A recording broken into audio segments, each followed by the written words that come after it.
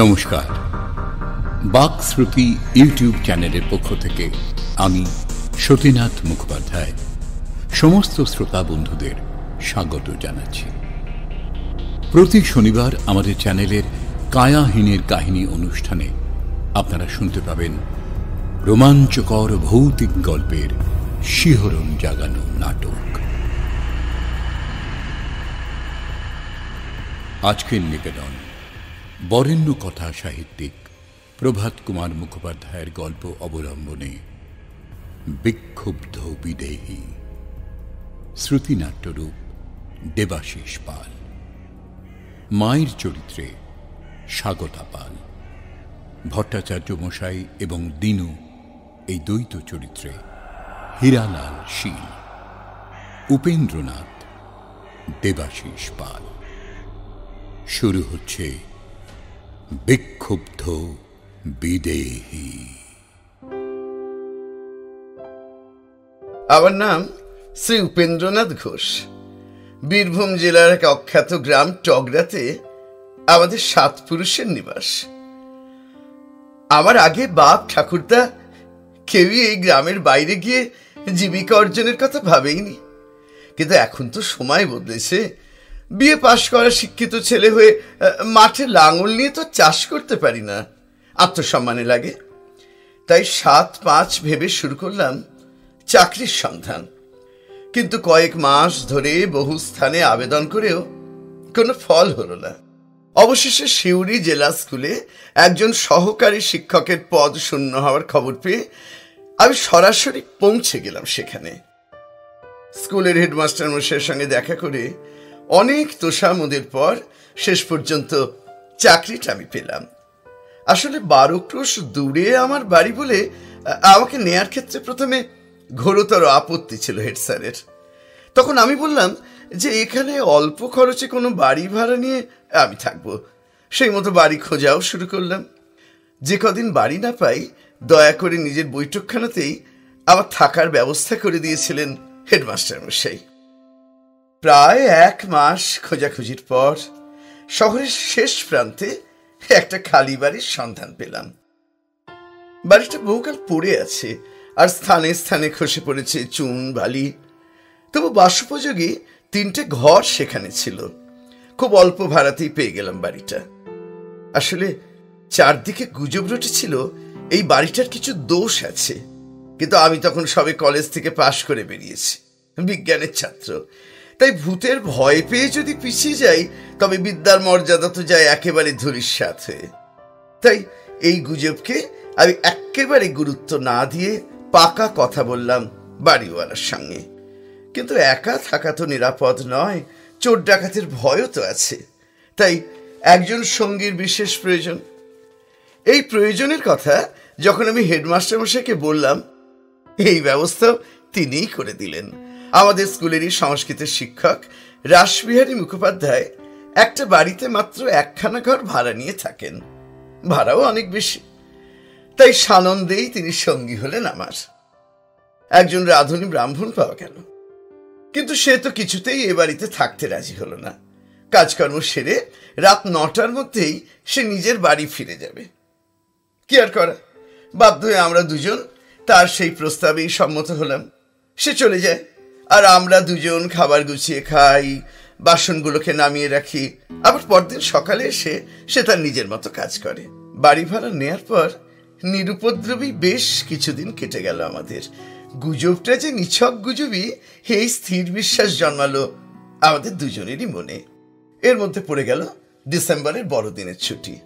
আমি আর রাসবিহারী বাবু দুজনেই সেই ছুটি উপলক্ষে যে যার বাড়ি গেলাম। আড্ডা, গল্প, বন্ধুদের সঙ্গে বনভোজন, এই সবের মধ্যে দিয়ে দেখতে দেখতে কেটে গেল ছুটির 8টা দিন। এবার আবার কর্মস্থলে ফেরার পালা।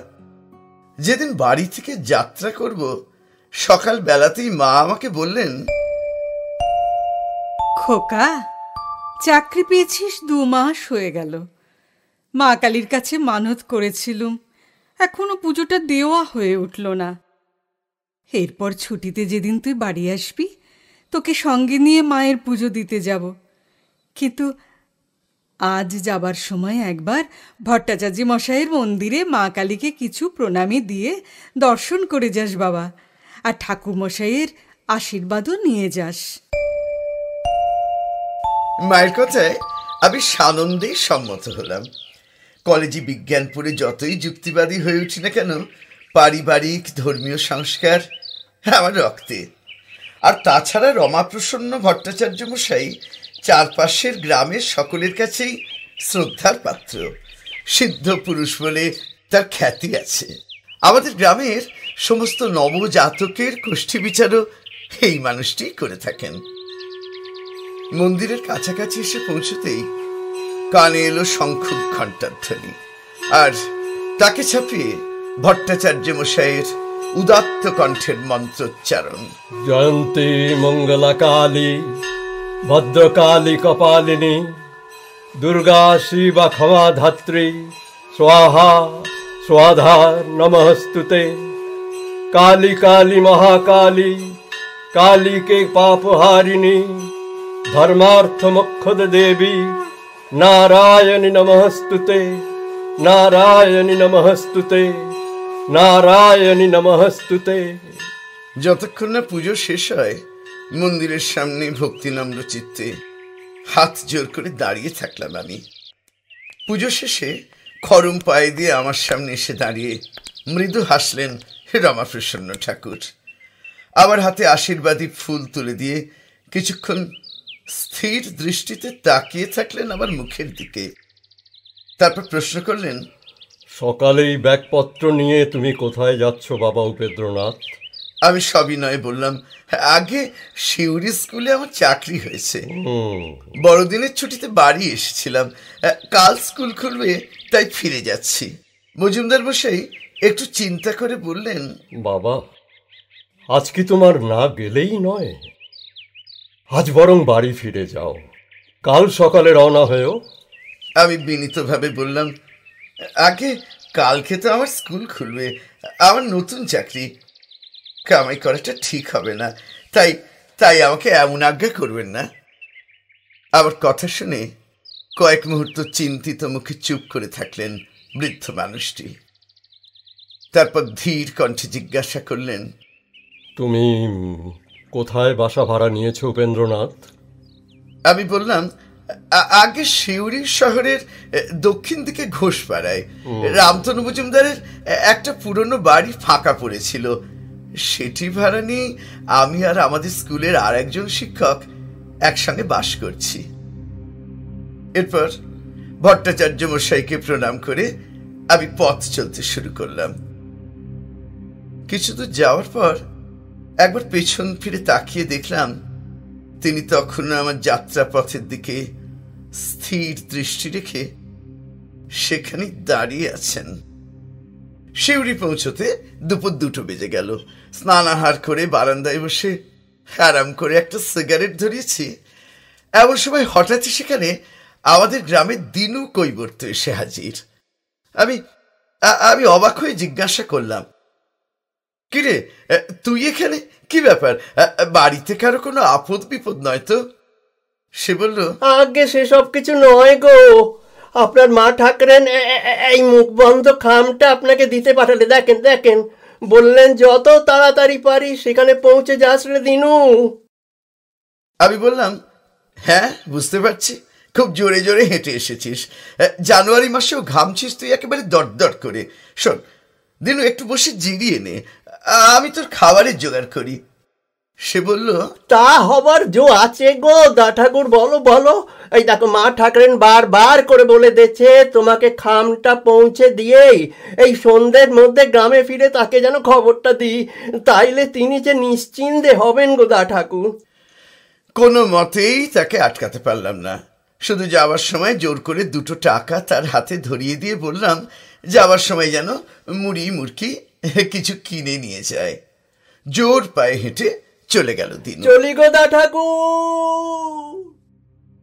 সে যাবার পর খামের মুখটা খুলে দেখি সেখানে রয়েছে মায়ের হাতে লেখা একটা চিঠি আর একটা কবচ।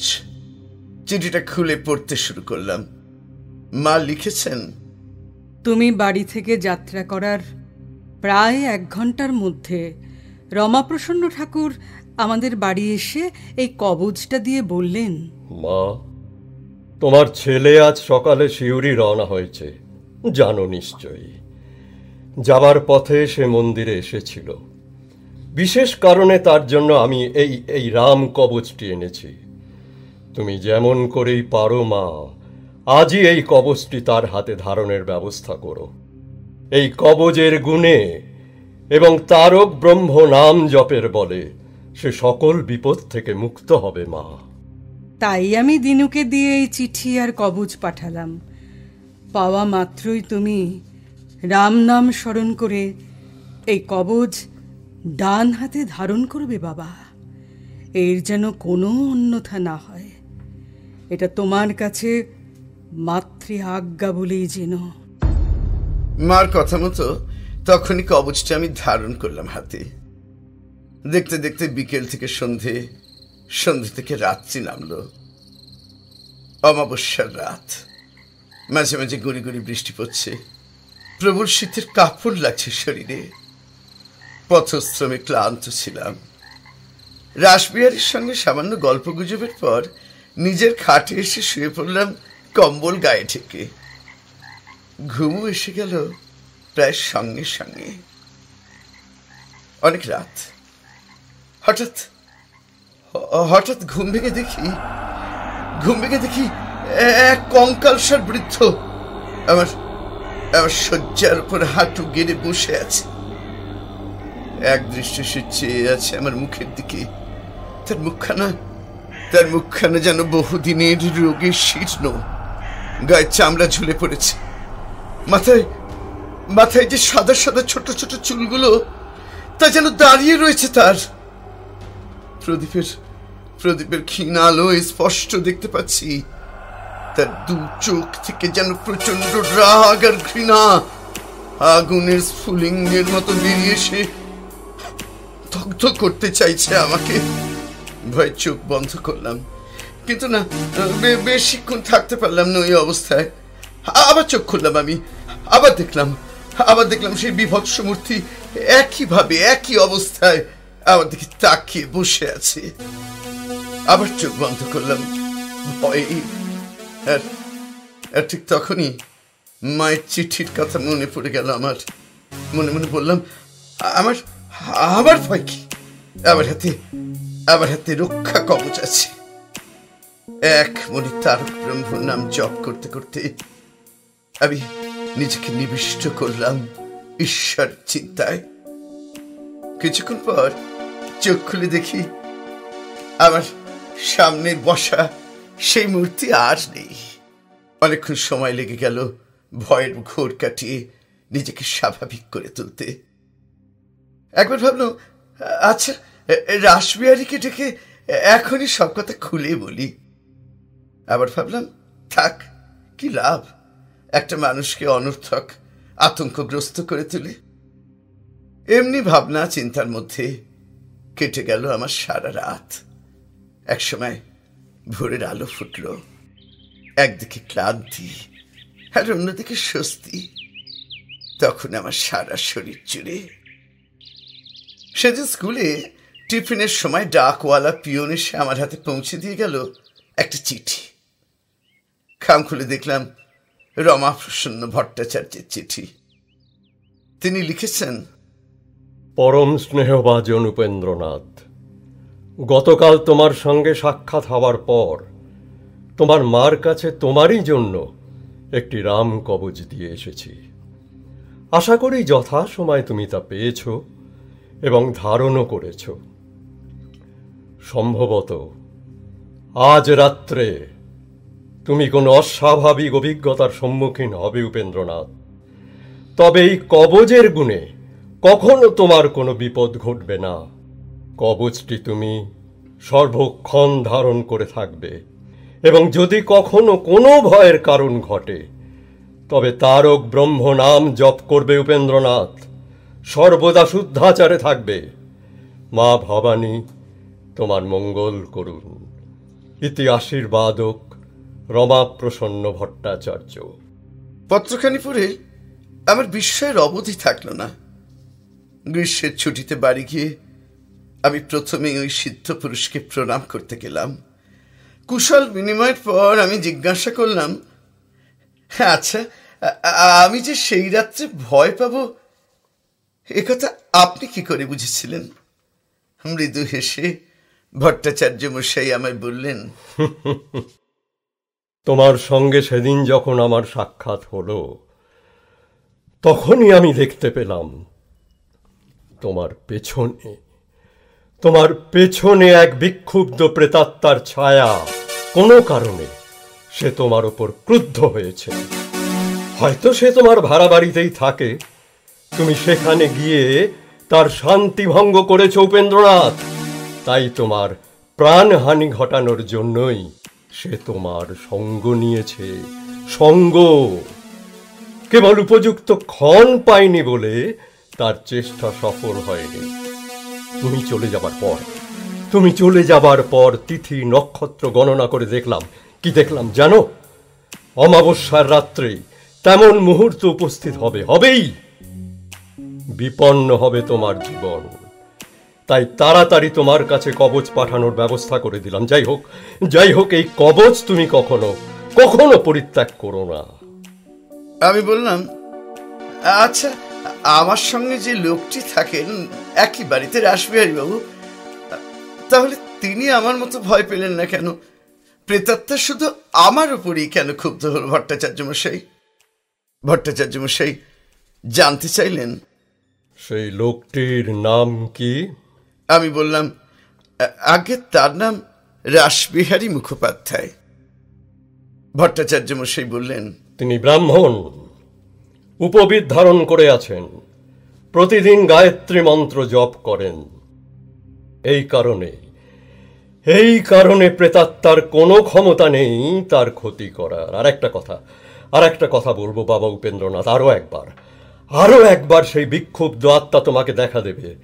তবে সেই মুহূর্ত কবে উপস্থিত হবে তা তো এখন আমি বলতে পারি না বাবা, কিন্তু তোমাকে এই আশ্বাস দিতে পারি, রাম কবজের বলে সেদিনও তোমার কোনো বিপদ হবে না।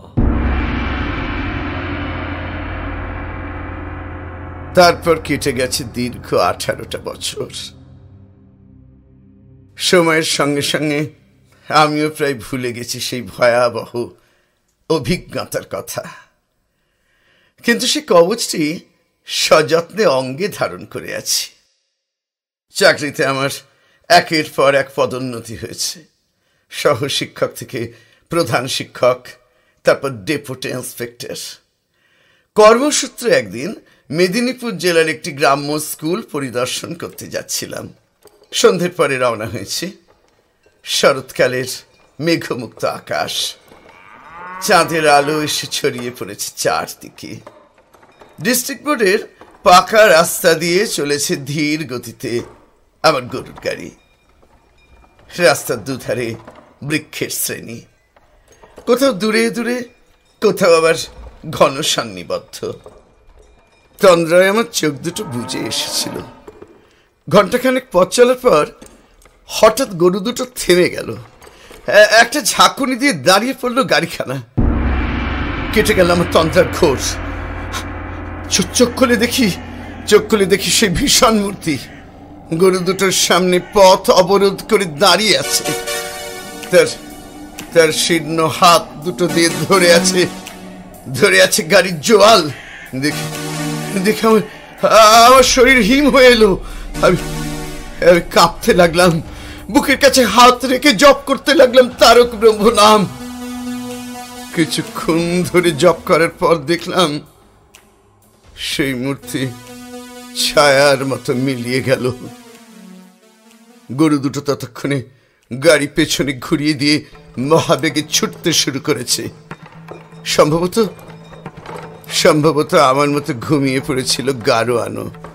এই ঘটনায় সে বিস্মিত হয়ে ধর্মর করে উঠে পড়ল, বলল, বাবু কি গো, গরু এমন ছুটতেছে কেন? আমি তাকে কি বলবো বুঝতে পারলাম না। গাড়োয়ান গাড়ির মুখ ঘোরাবার জন্য অনেক চেষ্টা করলো। গরু দুটো লেজ ধরে টানতে লাগলো প্রচন্ড জোরে, কিন্তু কিছুতেই তারা দাঁড়ালো না।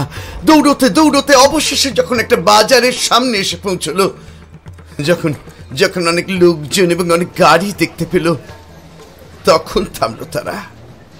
আমি গাড়োয়ানকে বললাম, থাক, আজ আর কাজ নেই, গরু দুটোকে খুলে দাও, ওদের মুখে ঘাস জল দাও, কাল সকালে তখন আমরা আবার যাত্রা শুরু করব। আজ রাতে এখানেই বিশ্রাম করি। তারপর আরো 7 বছর কেটে গেছে, কিন্তু না, আর কখনোই কোনো অঘটন ঘটেনি। সেই রক্ষা কবচ এখন আমি সযত্নেই ধারণ করে আছি।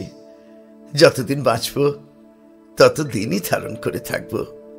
আর সযত্নে রেখে দিয়েছি সেই সিদ্ধ পুরুষ ভট্টাচার্য মশাইয়ের লেখা চিঠিখানা। এই চিঠি সেই অবিশ্বাস্য অলৌকিক ঘটনার একমাত্র প্রমাণপত্র।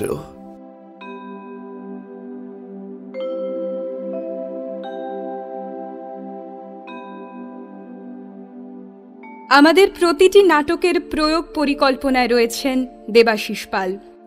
শব্দগ্রহণ স্টুডিও আবহ। প্রধান উপদেষ্টা সতীনাথ মুখোপাধ্যায়, কাজল সুর এবং জীবেশ ভট্টাচার্য। আপনারাও আপনাদের লেখা কোনো ভৌতিক গল্প, কোনো নাটক কিংবা অভিজ্ঞতার কথা আমাদের লিখে পাঠাতে পারেন। মনোনীত রচনা লেখকের নাম সহ প্রচারিত হবে কায়াহীনের কাহিনী এই অনুষ্ঠানে।